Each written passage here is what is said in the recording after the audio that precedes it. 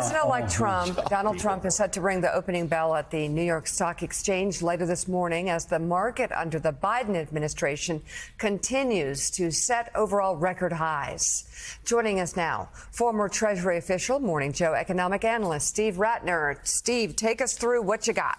Yeah, Mika, it's really been quite a ride in the stock market, and Donald Trump is here to celebrate it today. So let's take a look at what's actually happened. If you go all the way back to 1994, really, the stock market has almost been on a tear throughout this period. It's up 12 times over that time frame.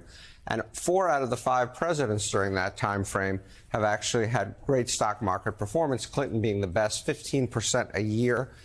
Obama, almost 14% a year. Trump, almost 14% a year. And Biden 12.5% a year. The only kind of loser was Bush, who had the dot-com bubble crash and also the financial crisis that really made it hard for him. But stocks have gone up so much that by most measures they are now very, very expensive. This is how we measure how expensive stocks are, by the ratio of the price to the earnings of the S&P. And what you can see is here we are today, and stocks are more expensive than they've been any time in the last 120 years. Except for the dot-com bubble. They're actually more expensive than they were before the crash in 1929. That obviously doesn't mean they can't go higher. I'm not here to predict stock prices. Hey, Steve, could you explain for the layman out there, more expensive? Explain that. Yeah, so basically we value stocks like on a multiple of their earnings, and the lower the multiple of their earnings, the cheaper they are. As the multiple goes up, they get more expensive, and it's harder for the stocks to keep going up because they're simply more expensive. It's no different than anything else you buy. And so you can see again here how expensive they are today. It doesn't mean they can't go up more, but I think it's pretty unlikely that Donald Trump will have a repetition of his success in the first term with stock prices, and you know how important stock prices are to Donald Trump. So when you say they're more expensive, I mean, just an exaggerated version of this was when you'd have stocks like Pets.com that were losing money hand over fist, and yet they were still, before the .com bust, they were still costing a lot of money. Yeah, exactly. It's simply, they're overpriced like any other kind of thing. Houses can be overpriced. The same kind of thing can happen with stocks when the stock prices go up a lot faster than the earnings, which I'll show you in a second. Do you think that's why Warren Buffett has pulled his money out of? I mean, we hear a lot about Warren Buffett pulling all of his money out of the stock market, or most of the money out of the stock market, and he's in cash now because does he think the stock market is so overvalued that it's likely to fall? He hasn't said that, and actually most of what he's pulled out is he sold his Apple stake, and we're going to talk about Apple also in just a second. And Warren Buffett and most investors will tell you, and I will tell you, that trying to time markets is a fool's errand. You could have concluded back here somewhere that stocks were fully valued, and of course they kept going up.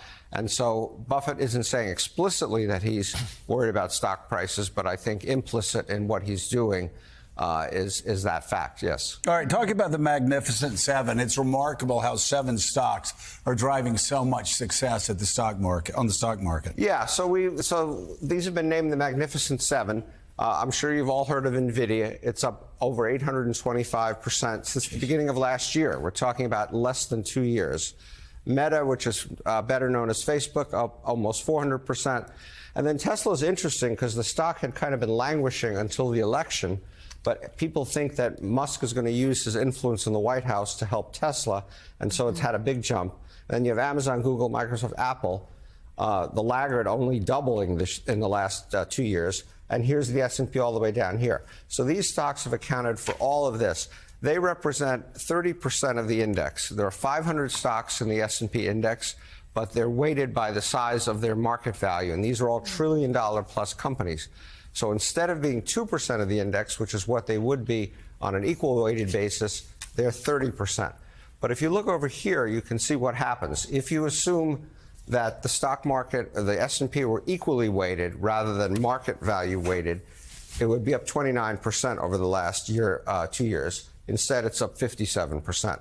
So this is what a large part, not all of it, a large part of what has been driving the stock market. Right. We talked earlier this morning about how the technological age, globalization made the United States much more profitable, richer, made us more productive, but hollowed out the middle class and the working class. You have your next chart talks about how corporate profits are exploding, but much faster than incomes for working Americans. Yeah, it's interesting. If you want to look for reasons why people are unhappy and why the mood of the country is so dyspeptic, let's look at what has been happening to kind of what I'll call the fruits of our economic success. We've had a great economy for a good while with some ups and downs, but generally quite strong. But the rewards of that have not been delivered equally. So again, if we go back all the way to 1994, we're tracking here stock prices, and you can see what's happened to those. We're tracking corporate profits, and you can see what's happened to those. And we're tracking how much of personal income has gone up, and you can see the difference here over a long period of time, how people have ended up with a lot less than corporate profits and way less than stock market investors. And let's just look at the last two presidents. You can see that under Trump in his first term, corporate profits went up by a 14.7% annual rate over his 4 years. Personal income only went up by 5.7% over that same period. Biden, it's closer, but still, corporate profits went up 12%, personal income went up 7%. So the capitalists, so to speak, have done very, very well over this period of time, and the average American a lot less well. And I think you can see in a lot of the unhappiness out in the country a part of the reason why that might be. All right, Morning Joe, economic analyst Steve Rattner providing, as always, extraordinary charts, also providing us the word of the day.